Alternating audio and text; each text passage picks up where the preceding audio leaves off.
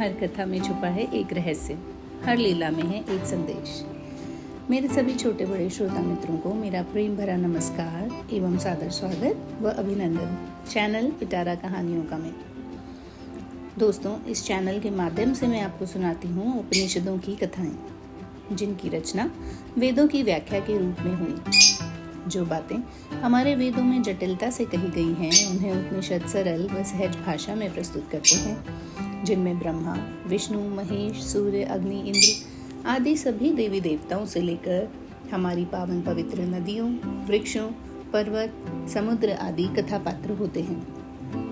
तो आप भी ज्ञान की इस दिव्य यात्रा में हमारे साथी बनिए, क्योंकि हर गाथा कुछ सिखाती है और हर सीख जीवन बदल देती है। तो चलिए दोस्तों, प्रारंभ करते हैं आज पिता पुत्र के युद्ध की गाथा। कहानी के अंत तक जरूर बने रहिए। प्राचीन समय में पृथ्वी पर दिष्ट नामक एक राजा राज्य करते थे। दिष्ट एक धर्मात्मा और सदाचारी राजा था। उनका एक पुत्र था जिसका नाम नाभाग था। एक बार नाभाग घोड़े पर सवार होकर नगर में घूम रहा था। तभी उसकी दृष्टि मंदावती नामक एक सुंदर वैश्य युवती पर पड़ी। मंदावती नगर के प्रसिद्ध व्यापारी सुदर्शन की पुत्री थी। मंदावती का रूप सौंदर्य देख नाभाग उस पर आसक्त हो गया और उसका पीछा करते हुए उसके घर पहुंच गया। नाभाग को द्वार पर खड़े देख सुदर्शन ने उसका भव्य स्वागत किया और उसे बैठने के लिए सुंदर आसन प्रदान किया। तत्पश्चात उससे वहां आने का कारण पूछा। नाभाग बोला, मान्यवर, मैं आपकी पुत्री मंदावती से विवाह करने का इच्छुक हूँ। मैं उसके बिना अब एक पल भी जीवित नहीं रह सकता। वह मेरी प्राण प्रिया बन चुकी है, अतः आप उसका विवाह मेरे साथ करने की कृपा करें।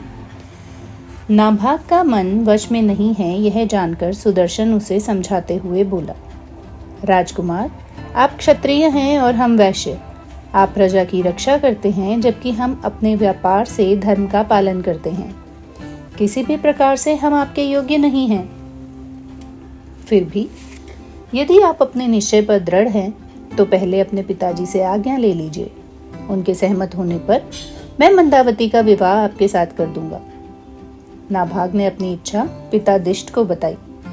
तब राजा दिष्ट ने अपने कुल पुरोहित ऋचिक मुनि से इस विषय में चर्चा की।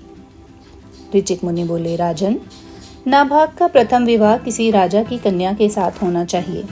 उसके बाद वह वैश्य कन्या से विवाह कर सकता है। ऐसा न करने पर उसे अत्यंत दुख का भागी बनना पड़ सकता है। नाभाग ने ऋचिक मुनि की बात को अनसुना कर दिया और मंदावती का हरण कर लिया। तब सुदर्शन ने राजा दिष्ट से रक्षा की प्रार्थना की। दिष्ट ने कुपित होकर अस्त्र धारण कर लिए और युद्ध के लिए नाभाग के सामने पहुंच गए। पिता और पुत्र में भीषण युद्ध आरंभ हो गया। दोनों ही वीर और पराक्रमी थे, अतः युद्ध का कोई परिणाम नहीं निकल पा रहा था।